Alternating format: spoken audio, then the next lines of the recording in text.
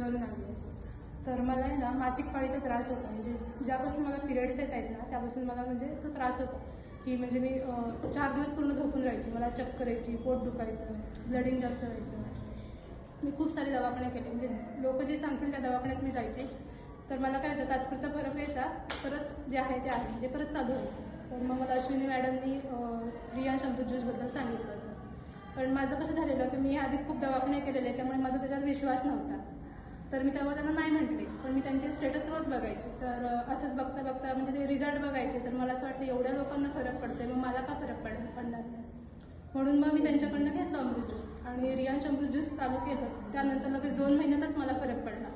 म्हणजे जे मला चक्कर यायची ना ती थांबली. मी फक्त एका आजारासाठी घेतलेलं का तर मासिक पाळीचा त्रास होता.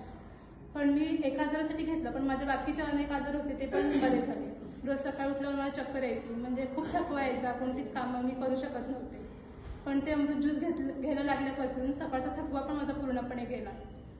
तशीच मला सर्दी असायची रोज सकाळी, शिंका यायच्या उठल्या उठल्या.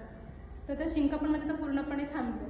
तर हे अमृत ज्यूस आहे ते फक्त एकाच आजारावर नाही चालत, तर अनेक आजारांवर चालतं. त्यामुळे जर तुम्हाला कोणताही आजार असेल तर तुम्ही रियांश अमृत ज्यूस घेतलं ते तर तुमच्यासाठी बेस्ट राहील.